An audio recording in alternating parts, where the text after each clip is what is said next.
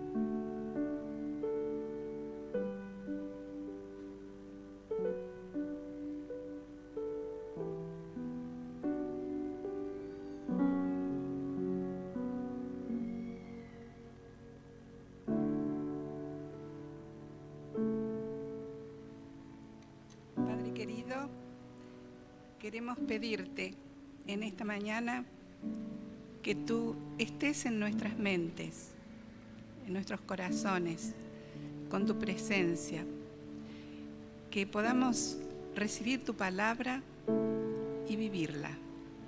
Te lo pedimos en tu nombre. Amén.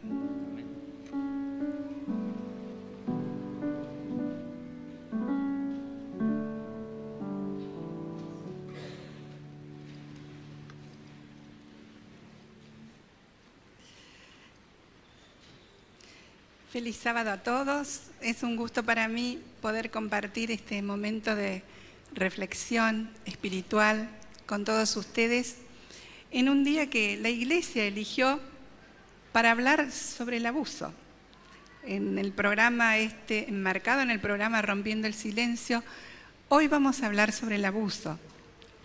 Ya comenzó el primer sermón, ahora en esta hora del culto, y a la tarde, a las 5:30, habrá una mesa de expositores de distintos profesionales sobre este tema que ya hace tiempo lo estamos hablando, ¿no es cierto?, en las iglesias, en las escuelas, en los clubes, en todos los lugares. Así que yo los invito desde ya a participar en todo el programa, también por la tarde. El título de nuestro tema, ustedes habrán visto en los programas, soy yo guardo de mi hermano. ¿Les suena? ¿Esa frase les suena? ¿De algún lado? Pero hay una diferencia en cómo está escrita la frase. ¿Se dieron cuenta? ¿Cómo termina?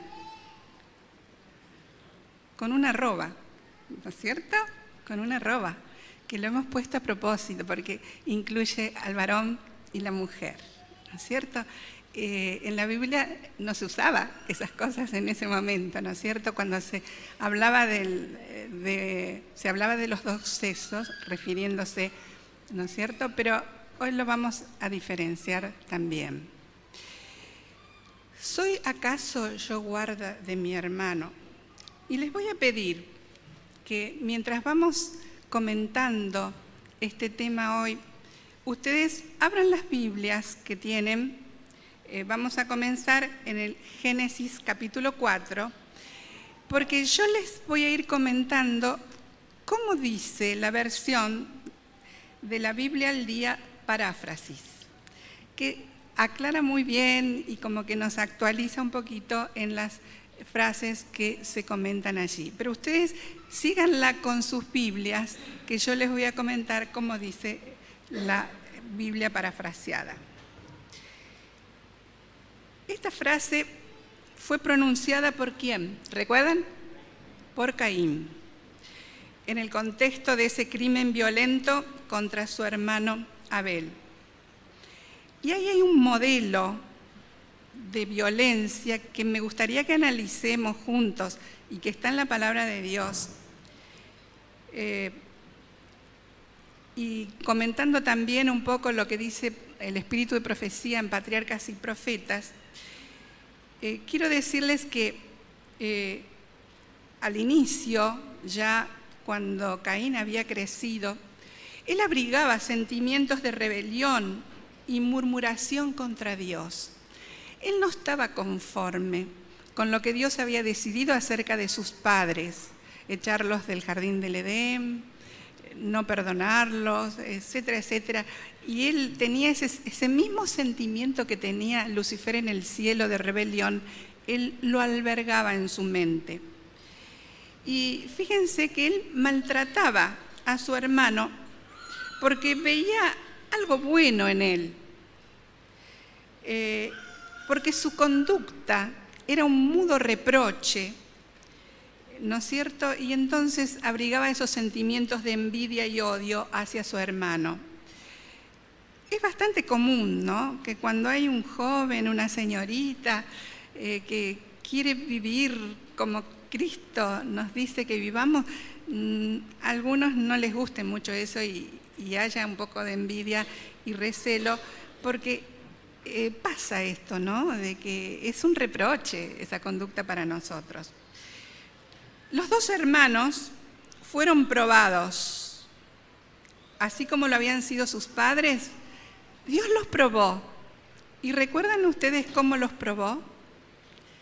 Pidiéndoles un sacrificio, ¿no es cierto?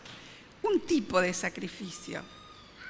Y Él quería también probarlos a ellos, a Caín y Abel, acerca de su obediencia. Abel presentó el sacrificio tal cual Dios se lo pidió, conforme a las instrucciones de Dios. Caín levantó el mismo altar, ¿no es cierto? También puso una ofrenda, pero no puso la ofrenda que Dios pidió. Entonces obedeció en parte, ¿no es cierto?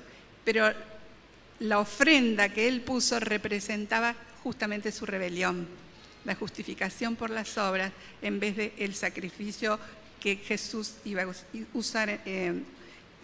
a realizar en el futuro. Entonces, Abel, cuando vio que no había respuesta de Dios hacia su ofrenda como lo había hecho con él, nos dice el Espíritu de Profecía que lo invitó a cambiar, le rogó a su hermano que se acercase a Dios en la forma que él había ordenado.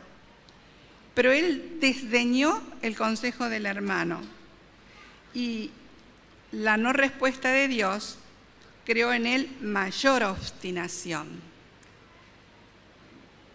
Caín se enfureció contra el Señor y contra Abel porque él quiso arrastrarlo en su rebeldía a su hermano Abel. Y resulta que no lo logró, entonces se enfureció terriblemente. Hasta ahí la actuación, ¿no es cierto?, de Caín. Vamos a ver ahora el protocolo de Dios. Ustedes vieron que siempre hay un protocolo frente a la violencia. ¿Cuál fue el protocolo de Dios ante las siguientes acciones de Caín? En el versículo 5 del capítulo que les mencioné, capítulo 4, nos dice: la violencia interior ya se refleja en tu semblante. Se ha demudado tu cara, creo que dice en otras versiones, ¿no es cierto? Porque, jóvenes, el cuerpo habla. Nosotros podemos estar diciendo algunas cosas con la palabra, pero los ojos y los gestos y el cuerpo habla de otra manera. Dios en ese momento lo llamó al arrepentimiento y a la reflexión. No lo abandonó a su propia fuerza. Condescendió en razonar con Caín. ¿Por qué te has enojado?, dice en el versículo 6. ¿Y por qué tienes esa cara? Le mostró las señales que había en su rostro. Y por medio de un ángel Le llegó la amonestación, nos dice el Espíritu Profecía, resplandecerás de gozo si haces lo correcto. Tu cara cambiará, se verá diferente. Pero si te niegas a obedecer, cuidado, le dijo el ángel, el pecado está listo para caer sobre ti y destruirte. Pero tú lo puedes vencer. Siempre Dios, alentando al hombre, sosteniéndolo en el momento difícil. Hoy también Dios nos habla a través de la voz de la conciencia y muchas veces frente a acciones violentas que podemos cometer, Él nos habla. Caín no lo escuchó. Planeó un encuentro con él y lo mató.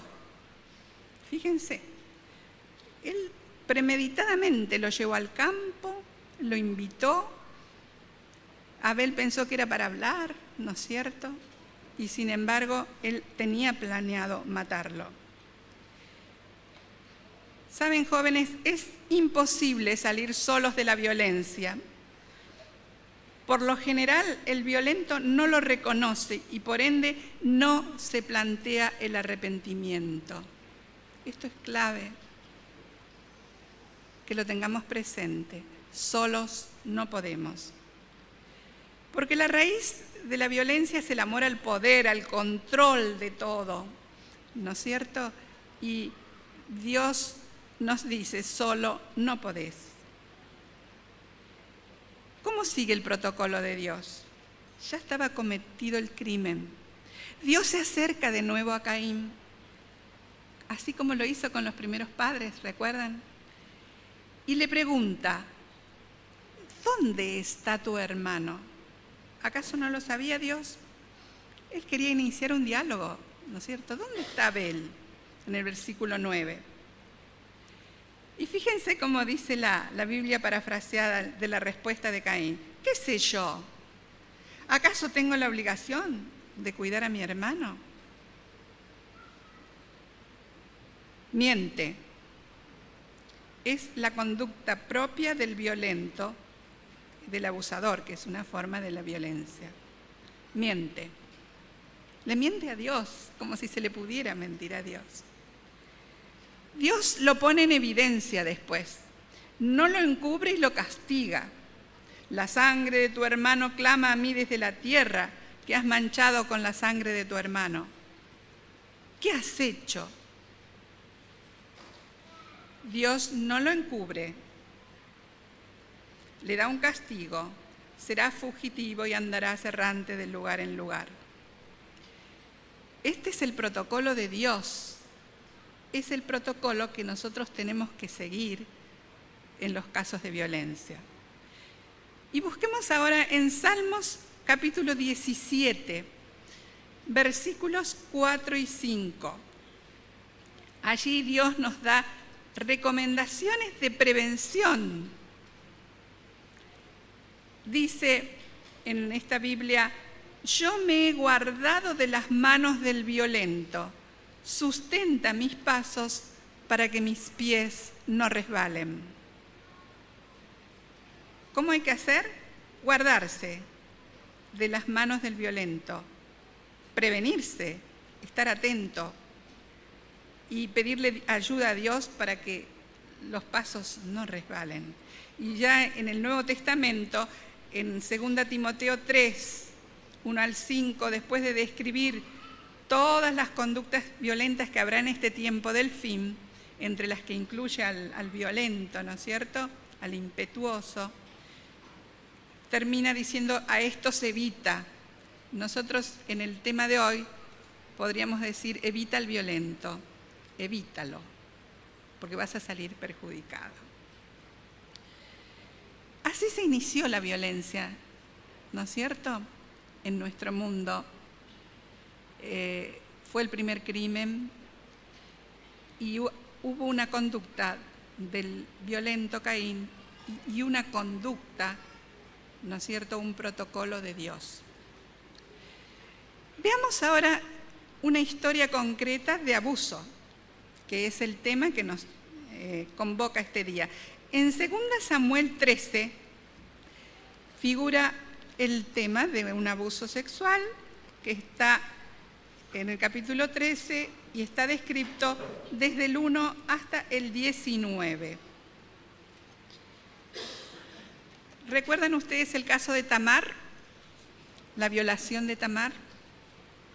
Ahí está descrita.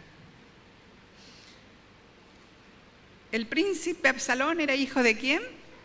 Del rey David, ¿no es cierto?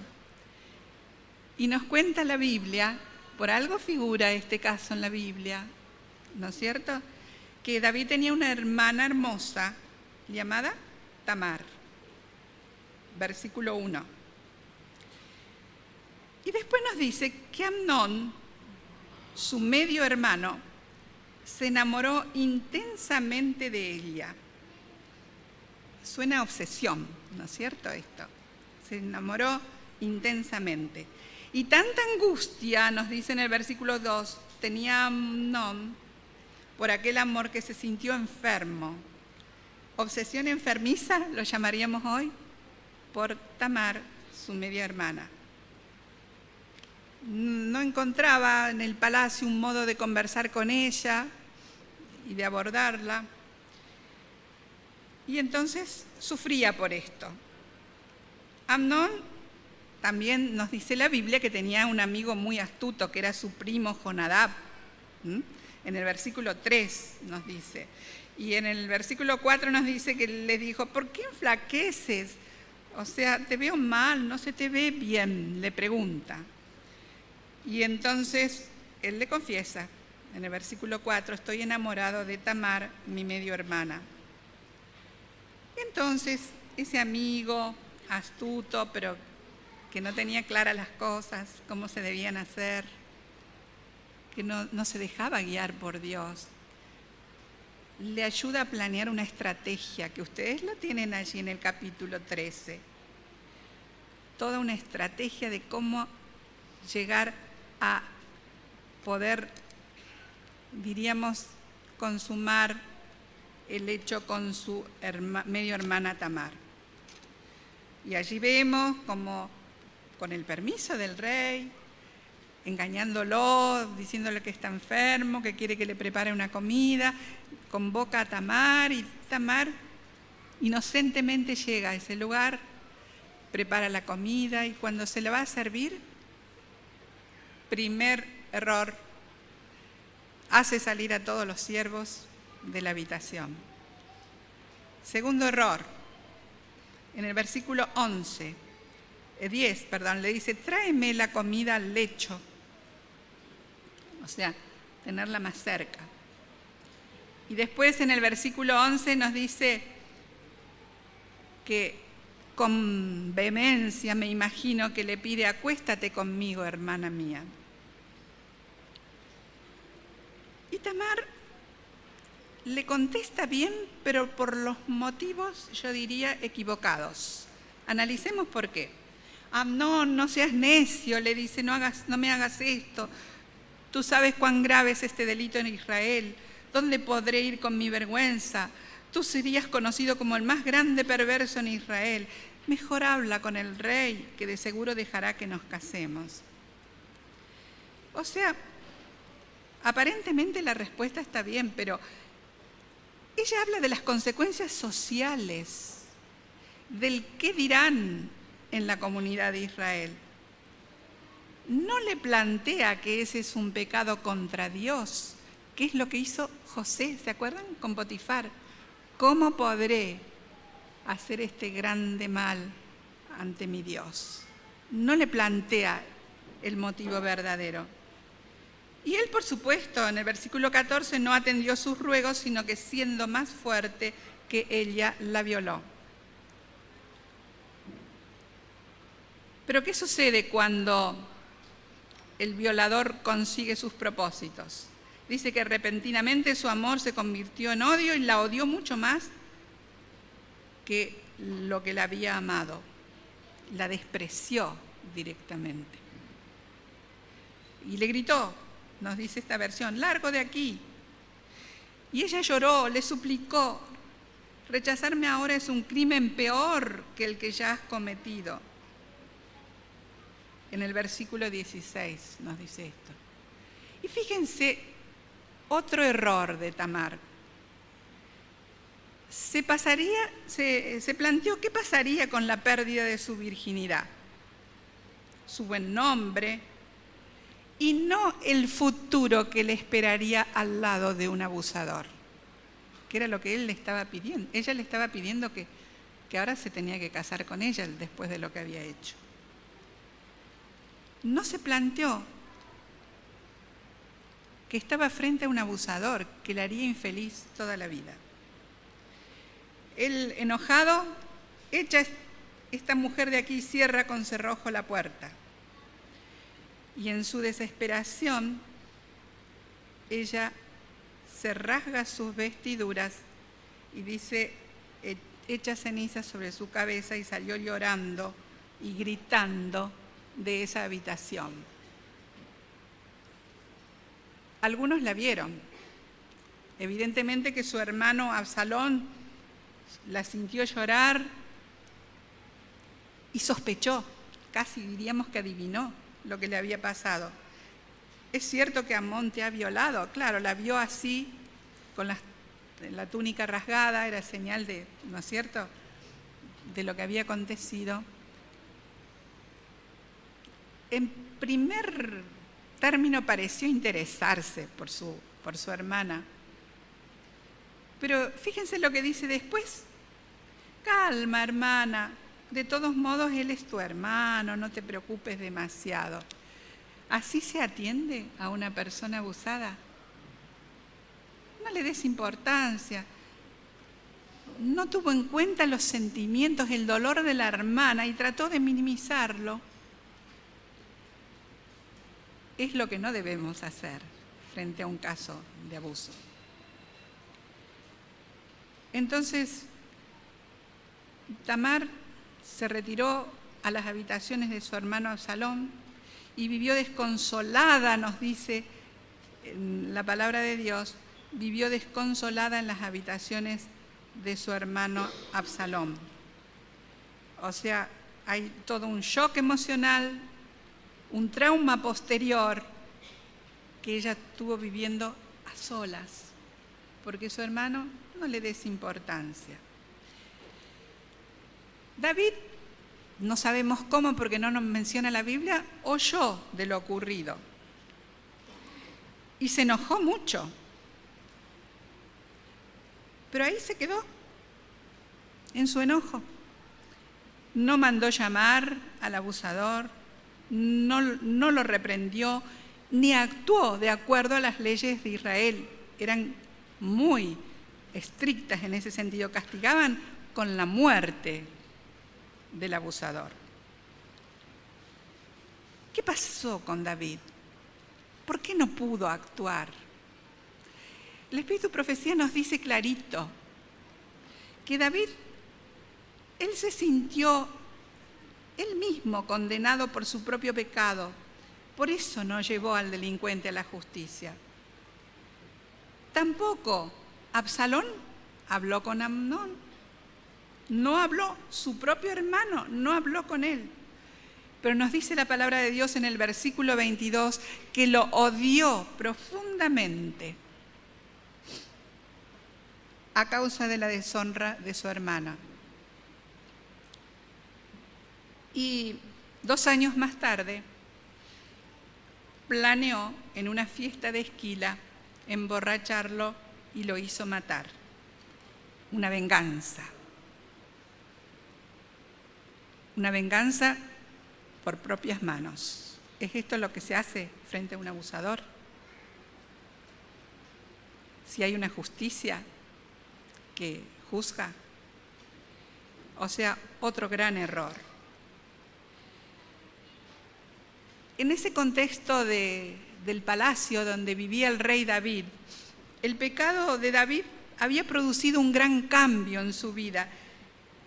Quebrantaba siempre su espíritu la comprensión de su pecado y de sus abarcantes resultados. Y él se sentía humillado ante los ojos de sus súbditos que habían conocido su gran error. Aunque él se había arrepentido de verdad, estaban las consecuencias que toda persona que comete un grave error tiene que vivir. Y entonces esto lo paralizaba moralmente a David. Se revelaba débil e irresoluto, mientras que antes de su pecado había sido valeroso y decidido. ¿Cómo afecta un pecado así a la persona, a su carácter, ¿no es cierto? Como a otros de los hijos de David, a Amnón se le había permitido acostumbrarse a satisfacer sus gustos, sus caprichos, sus apetitos egoístas. Se le había permitido esto. Y había procurado conseguir todo lo que pensaba en su corazón, haciendo caso omiso a los mandamientos de Dios. No había sido un buen padre, David. Había sido un padre laico, un padre permisivo, que le había permitido muchas cosas. Nos cuenta el Espíritu Profecía que a pesar de su gran pecado, Dios había soportado mucho tiempo a Amnón. Durante 2 años había esperado que se arrepintiera, que confesara su pecado. Dios le había dado tiempo, pero continuó sin confesarlo y cargado que por su culpa fue abatido por la muerte. Y nos marca algo, Dios. Nos dice que cuando los hombres no intervienen como se debe intervenir y no castigan el error, el Señor permite que los acontecimientos sigan un curso natural y no refrenó a Absalón. Dios mismo toma el caso en sus manos. Jóvenes, Dios no puede ser burlado. Si el hombre no hace justicia, Dios en algún momento la hace. La Biblia nos menciona otro caso más que no vamos a desarrollar, pero recuerdan ustedes el caso de violación de Génesis 34, el rapto y la violación de Dina, hija de Jacob y Lea, por parte de Siquem, el hijo del rey de una población vecina, y cómo reaccionan los hermanos, matan a todos. O sea, otra vez, venganza por las propias manos. Y eso le trajo un grave problema a Jacob y a toda su gente, porque los aliados de este pueblo podían, ¿no es cierto?, en algún momento llevarlos a la guerra. ¿Y qué justificativo dijeron los hermanos? ¿Acaso podíamos dejar que él tratara a nuestra hermana como una prostituta? Y todos juntos se aliaron y los mataron. No solamente el que había incurrido, sino a otros que no eran responsables para nada, pagaron la culpa del hijo del rey. ¿Cuáles son los aspectos comunes en ambas historias? La situación de abuso produjo odio en la familia y planearon vengarse. Generalmente queda esto, ¿no?, en los familiares. A menos que Dios intervenga poniendo el perdón, queda este odio en la familia. ¿Esta venganza es solución? ¿Cura a las jóvenes afectadas que menciona la Biblia? ¿Las curó? Fíjense que hay otra cosa que quiero remarcar en la conducta, en los 2 casos de abuso, que el abusador no se anticipó a las posibles consecuencias de lo que podía venir después. Y esto se ha observado en muchos violadores, ¿no?, que no piensan en las consecuencias de sus actos. Hay un déficit a la hora de anticipar las consecuencias para sí mismos y para otros. Esto no lo pueden controlar.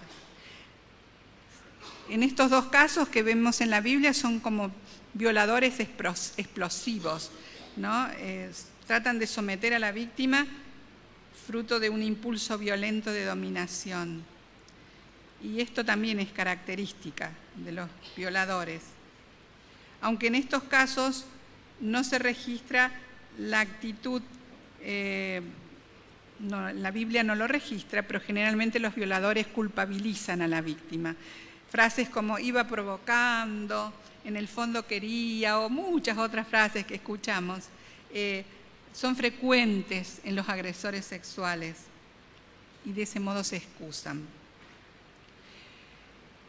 Pero, jóvenes, qué largo después es el proceso de curación, de sanación de las víctimas de abuso sexual.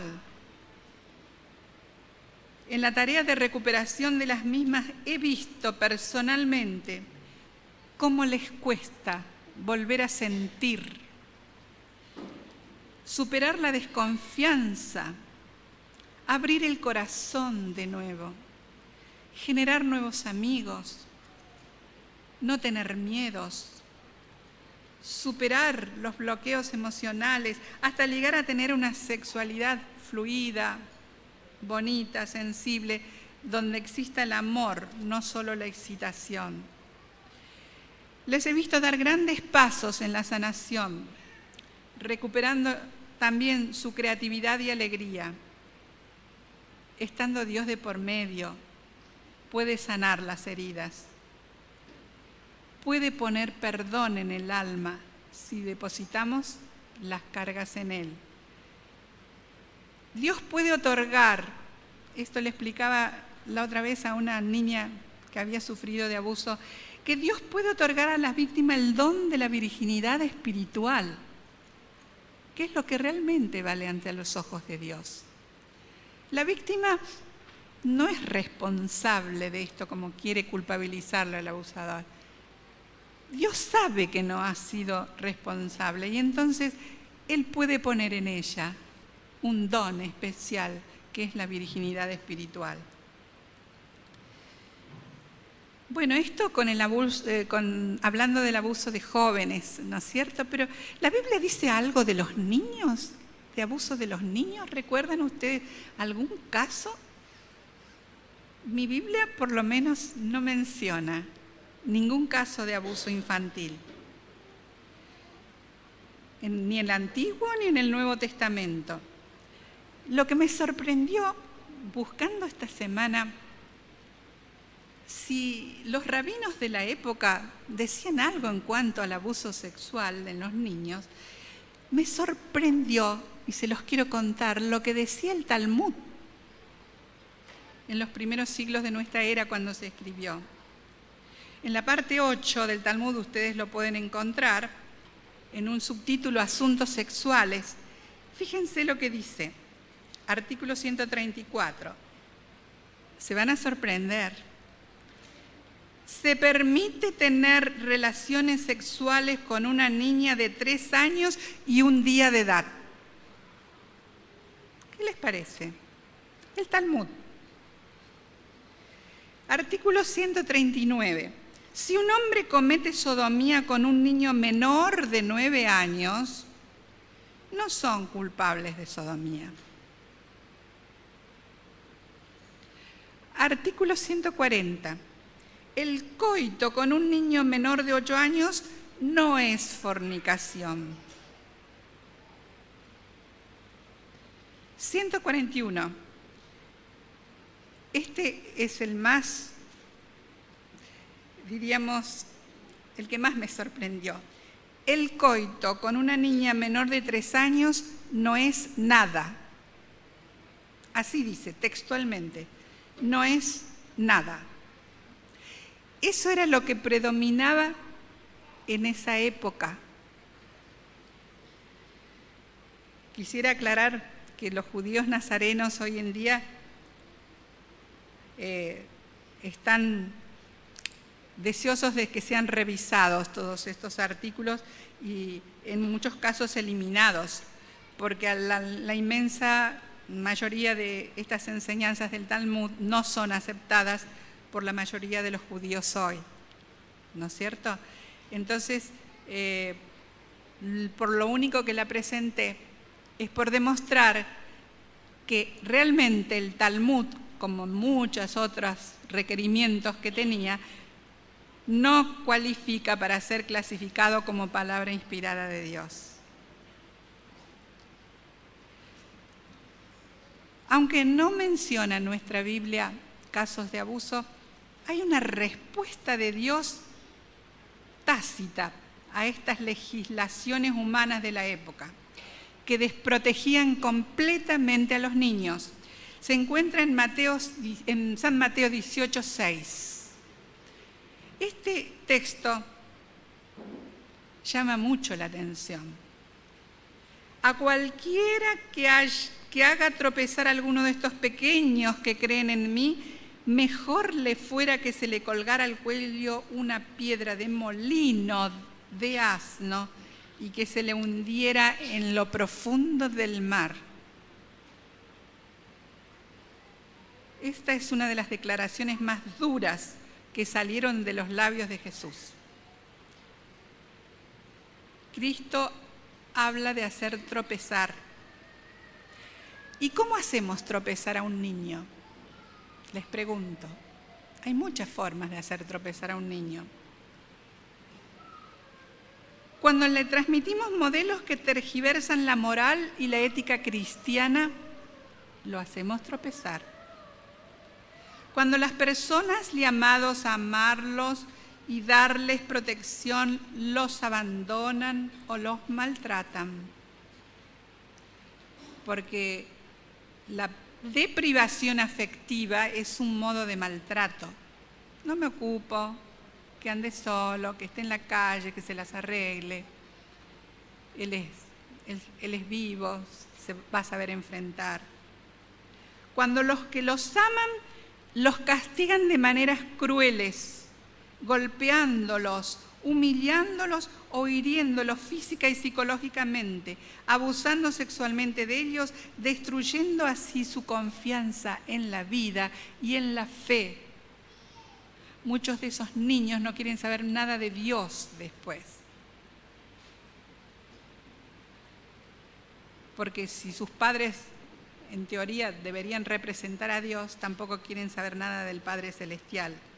Cuando se hace tropezar a un niño, no solo se hiere a ese niño en particular, y esto es clave, jóvenes, sino la generación que viene, a los que vivirán las consecuencias de alguien herido y maltratado por las personas que debían amarlos.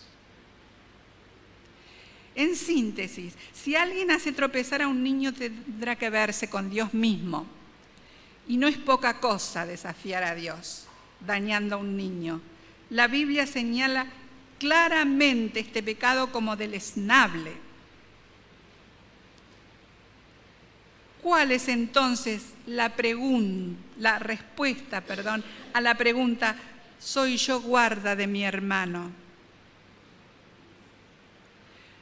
Los adultos y los jóvenes estamos llamados a proteger, cuidar, enseñar, amar, dignificar y orientar a los niños y adolescentes.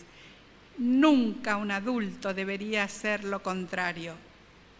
Si lo hace, comete un pecado que para Dios es inexcusable. Cierto día, mientras meditaba sobre todos los casos que atendíamos en grupos de profesionales aquí en la villa y de los aledaños, porque en un principio las personas no se animaban a hablar de esto, paulatinamente fueron llegando y en este momento casi no hay horarios para las demandas de cómo se animan a hablar. Meditando sobre esto pensé qué bonito sería que todos nos levantáramos a ser realmente guardas de nuestros hermanos. Y entonces lo escribí en forma de verso, algo que me salió del corazón. Lo titulé Antes que llegue la noche. Antes que la ciega noche nos cubra, ocultando la violencia en los rostros camuflados, surgirán más voces que se alzarán certeras, que pujarán rompiendo el abismal silencio. Antes que más luces rojas de niños abusados se enciendan en ocultas cámaras filiales, habrá más oídos percibiendo sus lamentos y librarán sus vidas de tan brutal infamia.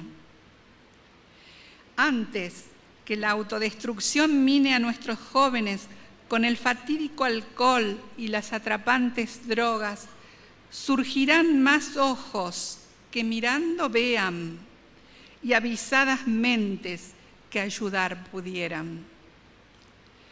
Antes que la inercia de la indiferencia amorfa silencie nuestros labios y nos paralice a todos, romperá cual ola gigantesca la fuerza que derriba paredes fantasmales, el amor que sana, la caridad que entrega. Antes que tú y yo tengamos que callar, habrá relámpagos y truenos refulgentes en este cielo de aparente calma. Y sonarán clarines despertando al pueblo, unirán las manos, doblarán rodillas y el horizonte, espejeando cristalino, devolverá la imagen de las víctimas dolientes metamorfoseadas en nuestros hermanos. Vamos a orar. Querido Padre, que estás en los cielos, gracias te damos porque tú nos has dejado en la Biblia claros ejemplos de cómo debemos proceder ante estos casos que irremediablemente están en nuestro mundo, pero que nosotros podemos ayudar a cambiar, guiados por tu Espíritu.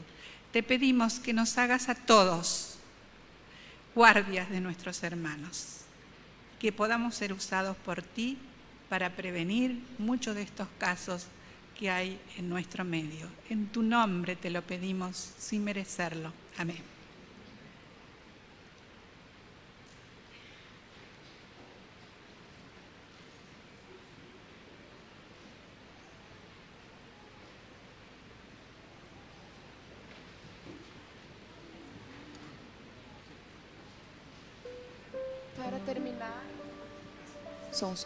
Para terminar nuestra adoración, les invito a todos que se pongan de pie para cantarnos Tu bendición.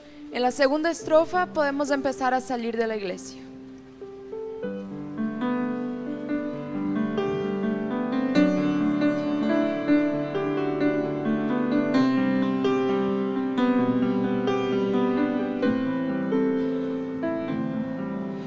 Acompáñanos, Señor, que tu amor nos guíe hoy para enfrentar la vida de tu mano. Que tu Espíritu esté en nuestras mentes con poder, que tu presencia hoy